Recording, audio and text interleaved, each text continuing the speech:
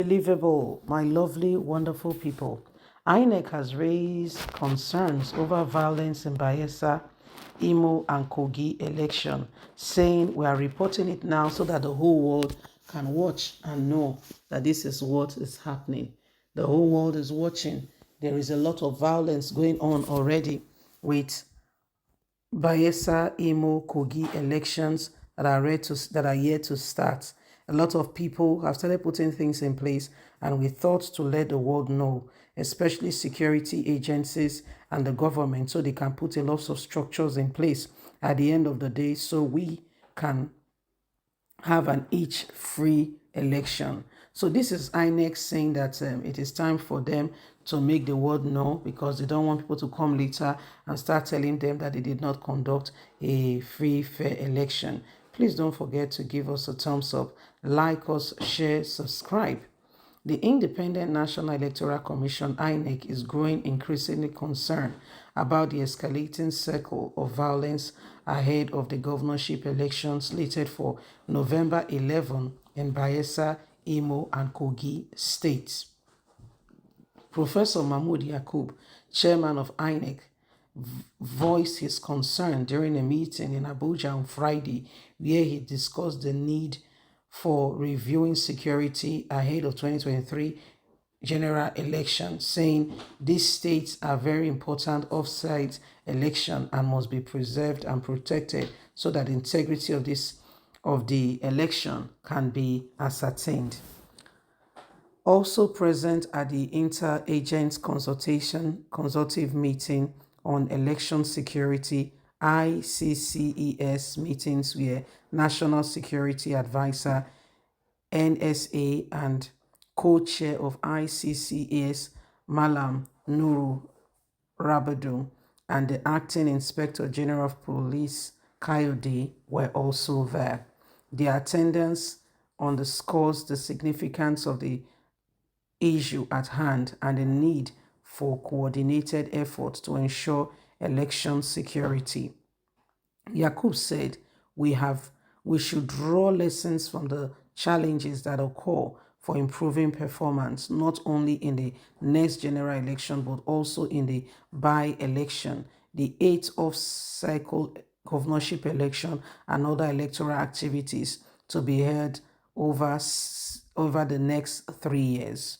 We are reviewing the conduct of the last general election. We are also in need to focus on our attempt on the forthcoming by-election in the 3 offset cycle governorship election in Bayelsa, Imo, Kogi state campaign in public. In the 3 states commence on 14th of July 2023, we will continue until Thursday 9th of November 2023, that is 24 hours to the opening of polls on Saturday 11th November 2023.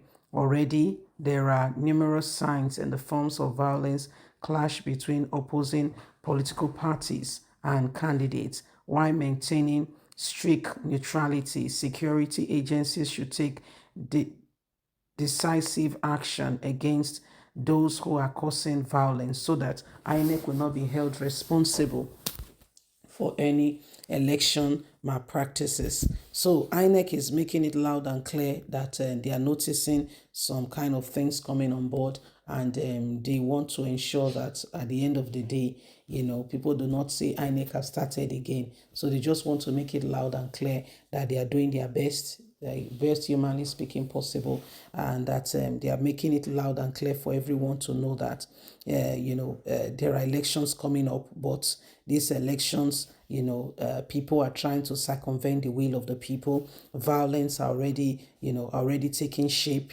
in all of these states, in Kogi, in Bayelsa, as well as in Imo. The governor of Imo State, Hope, is seeking a re-election, and this man has gone on now to increase minimum wage. Before now, he did no such thing, but all of a sudden it occurred to him that they will be in need of minimum wage you can tell that there is tension in the air, especially for the sitting governors who are seeking re-election. They want to do everything humanly speaking possible. They've forgotten that, all things being equal, if Nigeria was to be a proper place where the interest of the people and election is not a determinant of who won or who did not win, but the person that the people have chosen, things would have been different. What do I mean by that? If really, elections are not rigged and the votes are counted like they should, I can assure you for free that most of those governors will do better. They will sit up and they will serve the people with better integrity. It is because some of them have this mindset they can rig an election. Hence, they do what they do. It is very, very sad. It is very, very sad that such things, occur, and nobody, nobody, do anything to change the course of what is going on. It is sad that such things occur, and nobody, cares to evaluate. There is no true iota, of how, corrections and progress are measured in an election cycle. How do we measure progress? How do we know when a government is performing? What are the indices to ensure that the people are happy with such, a government? And what can we do to ensure that changes are made adequately for the people to feel secure and safe that such an individual they have put in such a position is having the opportunity to really reshape the course of what is going on. So it is what it is. If you look at the whole situation, you will understand that Nigeria really sincerely do need a breath of fresh air. And so these by-elections, these are states that judiciary, or one thing or the other led to why they are not in the May 29 election cycle year. What they have is that they are currently off cycle because of some of them went to courts, and at the end of the day the court found out that there were malpractices in their state and what have you, and the courts did well to say, what, whoever was there should leave. And so these are some of the things that have happened in recent days and time, and this is why we all together must ensure that we do not allow the same thing over and over again to hold us down. We have a duty to ensure that every single one is protected, and Nigeria Nigerians get the best opportunity that they could possibly get in order for change to come. Please don't forget to give us a thumbs up, like us, share, subscribe. Bye for now.